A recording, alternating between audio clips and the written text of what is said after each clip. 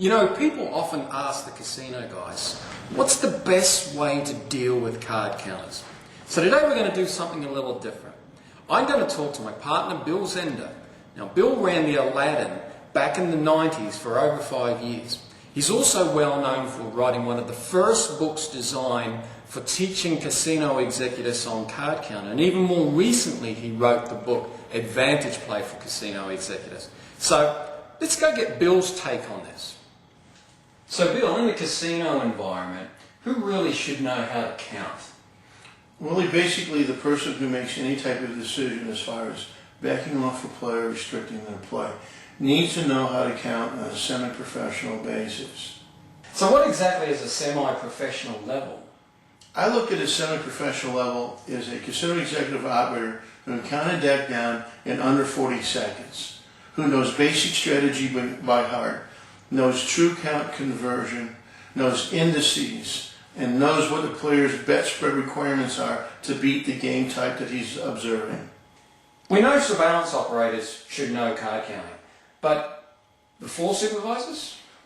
My belief is floor supervisors don't have enough time to count down cards, so they don't really need to know it.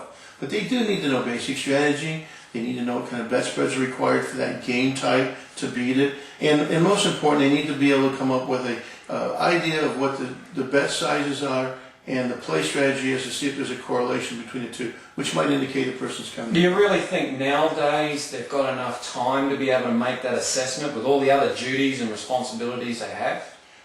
Even with the player responsibilities of rating and customer service, the floor supervisor still should have enough time to be able to see indications like I outlined before. Bill, one of your claims to fame is that back in the 90s you used to run the Aladdin here in Las Vegas. What did you used to do when you suspected somebody was card counting? Well, first thing we did was we analyzed their play to make sure that they were a threat to the casino.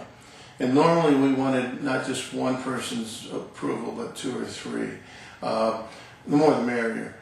Then what we did was we backed the person off in a very professional manner. And the most important thing is we kept a film library of their play. So if later on if somebody questioned whether they were backed off correctly, we could show them the videotape and show that they were counting cards. Okay, how exactly did you make an assessment? Go through the system that you had in place for assessing someone's play.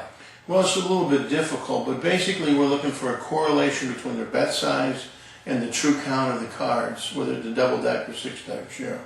Then we're also looking for a correlation between the bet size and the way they play the hands. For example, taking insurance during positive situations, not taking during minus situations. And once we've looked at several shoes where we got both high plus counts and high minus counts, we could usually make a very good assessment. Okay, so who would actually do the assessment?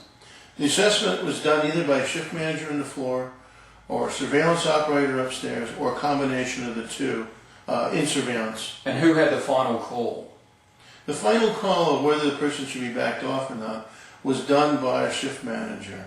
Or if my shift manager wasn't there and I was on property, it was my call.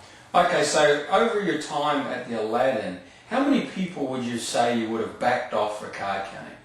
In a 5.5-year period, we backed off 230 players, which are also, redundancies. People come in a second and a third time, and also teams, which comes up to about an average of about 3 a week. So out of that 230, how many came back at you and claimed that they'd been misfairly treated? None, not at all. We made sure that when a person was backed off the game, it was done in a professional manner, and we explained to them why we didn't want their play now. We didn't put smoke clouds out. We said, we don't want you playing here because you're just too tough for us. Okay, nowadays, Bill, they have software for assessing players' skill level. How do you feel about the methods they use now in terms of using software to assess players? From what I understand, the card counter software is pretty good.